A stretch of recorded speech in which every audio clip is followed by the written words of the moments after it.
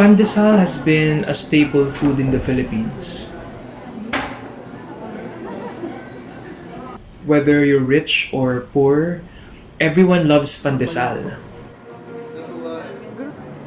We were once a colony of European nation, and it has influenced us, especially our food culture. Pandesal means a bed of salt, or what everyone calls it, a poor man's bread. Halos may tinay mga sunog. Sunog-sunog na. Pero kuya, isa lang yung tinapay nyo, no? Na, Pandesal lang ginagawa ko.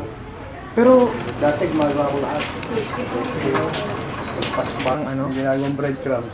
Pero pag ginagawa niya, pag small pandesal na ganyan, ginagawa ng pudding. I was actually surprised that pandesal is now 8 pesos per piece. It used to be 2 pesos per piece. I don't know, should we still call it a poor man's bread? magkano 5 peraso? 4. I'm worried about our food poor communities. Based on 2019 Global Food Security Index research, supply of food in the Philippines is low, plus the growing population of the country, demands are not met, and it pushes people even further down their economic status. A lot of these communities actually don't have homes, and in terms of food, they are always in survival mode. And add to that a very critical event that the country was never ever prepared of, and that totally devastated a lot of food poor communities, is this pandemic.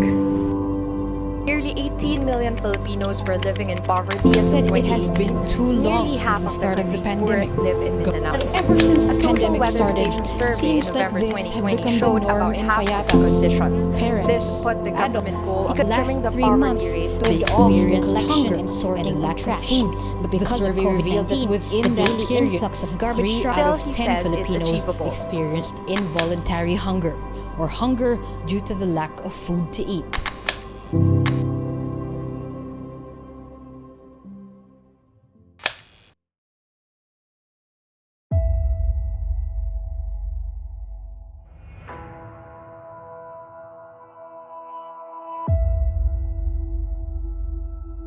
Kinetic Panaderia did not actually start with a problem. It started with an idea of hybridizing the functions of food production and shelter. It is a radical and creative reimagination of a Filipino housing that is self-sufficient in the production of food. Kinetic Panaderia has 3 stages. The first is production. I was not only thinking about amalgamating the process of making pandesal to the housing units, I was also thinking about the production of its derivatives.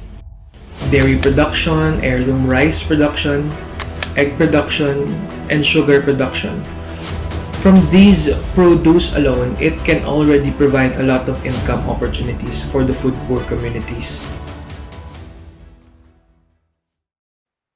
The second stage is processing. This is where pandesal making is analyzed and attached to the housing functions.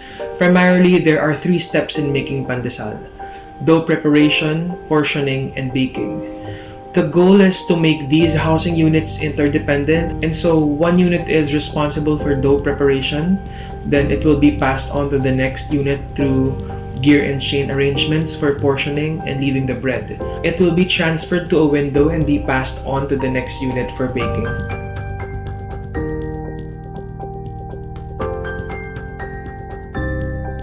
In a 12-unit specimen, pandesal making will be faster and increases product count and income.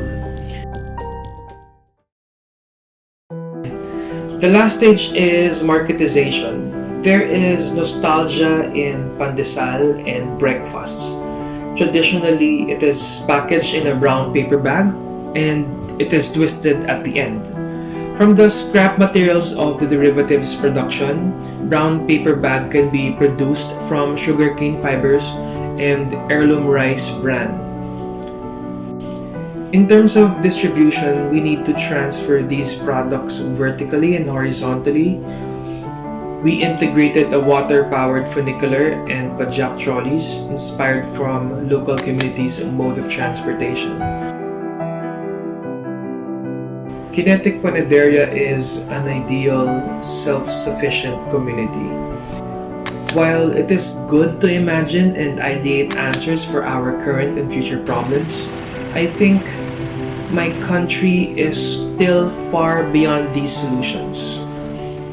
I am very grateful for Benilde Architecture and my mentor, most especially, for making us think beyond the unimaginable. In a perfect world, Kinetic Panaderia could inspire solutions on the limitations and the polarity between food and shelter. As designers, this is our responsibility to change lives and give the poor a chance at life.